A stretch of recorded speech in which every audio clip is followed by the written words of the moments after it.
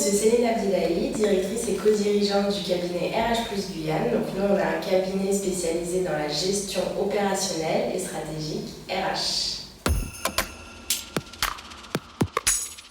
Le télétravail n'est pas une organisation de travail qui est récente, mais avec la crise sanitaire liée à la Covid-19, ce mode de travail s'est vraiment révélé.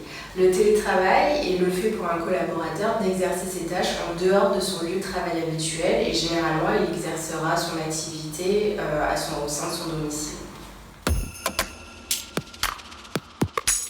Il est vrai que ces derniers mois, le télétravail s'est vraiment imposé à nous.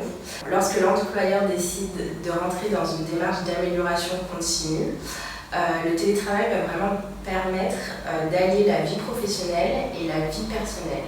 Le télétravail va apporter un confort aux salariés en termes d'économie financière, en termes de diminution du stress et puis de la charge mentale.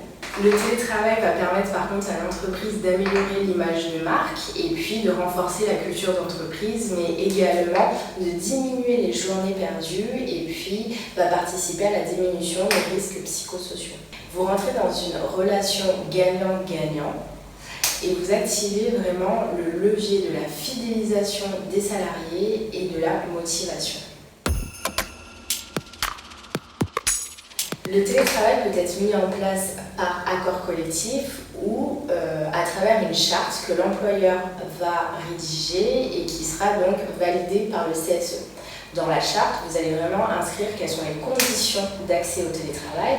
Donc ça peut être par exemple l'ancienneté du salarié ou bien le taux ou le nombre de personnes qui peuvent être absents en même temps de l'entreprise. Vous pouvez aussi inclure les sanctions en cas de non-respect du matériel. Et il n'est pas nécessaire de faire un avenant au contrat de travail lorsque vous mettez en place le télétravail. Lorsque le télétravail est mis en place dans l'entreprise par accord collectif ou à travers une charte et que le salarié souhaite bénéficier du télétravail et qu'il regroupe vraiment toutes les conditions, si vous souhaitez refuser sa requête, il faut donc motiver votre refus. En plus, vous devez aussi mettre à disposition du salarié tous les éléments nécessaires pour mener à bien sa mission.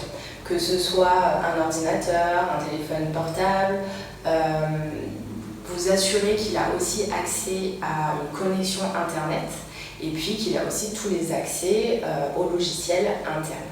Tous les ans, vous devez organiser avec les collaborateurs en télétravail un entretien où vous parlerez donc des activités du télétravail et de la charge de travail.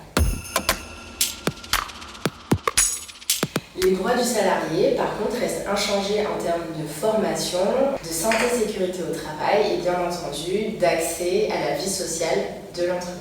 Le salarié a le droit de refuser le télétravail sans que celui-ci ne soit un motif de rupture de contrat de travail. Il peut à tout moment décider d'arrêter son activité et il sera prioritaire sur la reprise de son poste de travail au sein de l'entreprise. Et bien entendu, il faut respecter ses horaires. Pour que ce mode de télétravail fonctionne, il faut bien entendu adapter son management, ses procédures et mettre un cadre à la relation professionnelle.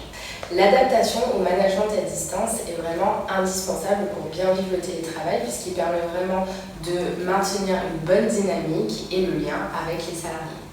Pour cela, il est essentiel donc de faire des points réguliers, de mettre en place des plateformes collaboratives qui permettront donc de travailler à distance et ensemble, et surtout de définir des objectifs qui sont clairs et atteignables pour ainsi éviter tout dépassement d'horaire qui est malheureusement une dérive du télétravail. Et puis en tant que manager, il ne faut pas hésiter non plus à définir une plage horaire à laquelle vous êtes disponible afin d'éviter d'être dérangé toute la journée.